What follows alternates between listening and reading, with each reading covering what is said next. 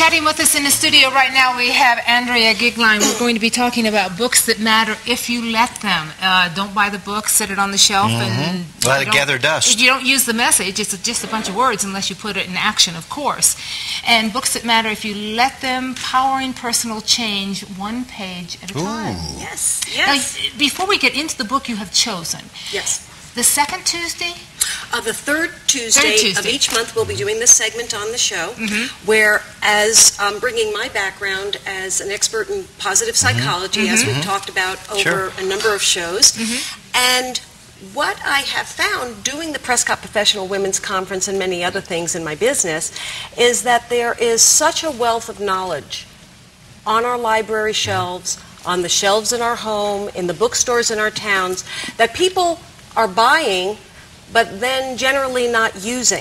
So really we're talking about putting it into practical use, everyday use, or going through there and saying, you know what, I'm slumping a little bit in this area, and finding an easy reference to go in and take care of the issue. Right. One of my goals that I set out is to help people enlarge the audience of people that are actually using the material, because Tanya and I, in a little side conversation before we start, you know, all these books are alike. That's why people don't use them.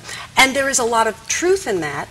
And the truth comes from the fact that the principles of how do we live an incredible life have been the same throughout millennium.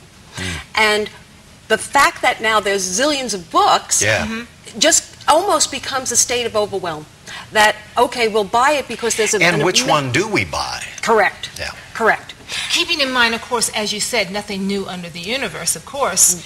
No. Jack Canfield is the author of this one, The Success Principles, How to Get From Where You Are to Where You Want to Be. If you could only read one book this year, you have it in your hands. Yes. This is the one? That's the one. I have got to tell you, I had the privilege of meeting Jack Canfield in 2005, right at the time that this book came on the market. And I'm quite jaded. I'm an academic by training in positive psychology, and, you know, it was yet again another self-help book. And what ended up happening was, as I looked through this particular book, I realized that this is not a book that you start at the beginning and then, you know, sit down on any given night and read. But this was a book that when you had that 5 minutes of time and you said to yourself, you know, I need a little boost, where could I go? What he has done is take 64 principles and divide them over 6 sections, and they're in like 5 to 10 page little segments. So you could actually sit down, take a learning. So instead of trying to figure out what do I have to do to make my life better, you can take a little piece at one time that you're ready for, and then see how can that fit. How that applies. Would this be good also for business folks in the corporate environment? You know, very much. In the field of positive psychology, what we know is that it transcends life.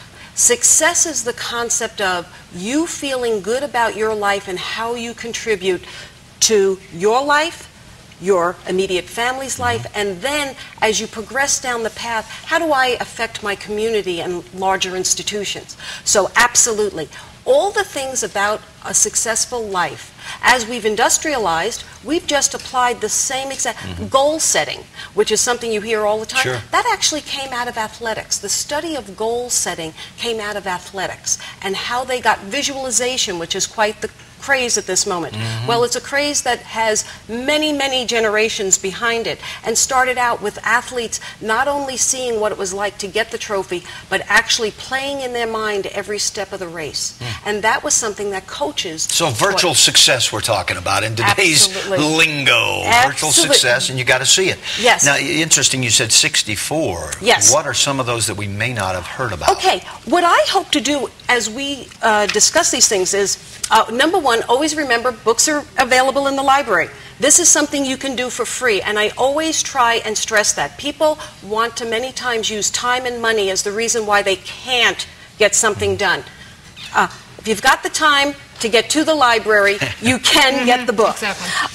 And there is many places during your life where you have those few minutes to read.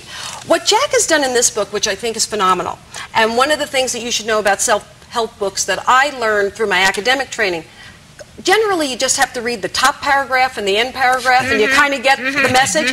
Well, what I've learned in these, you know, I mean, this is a 450-page book, But if you go to just, he broke it down to 6 chapters, the fundamentals of success. Well, sure, there are 24 of them, but just go to the very first one. Take 100% responsibility for your life.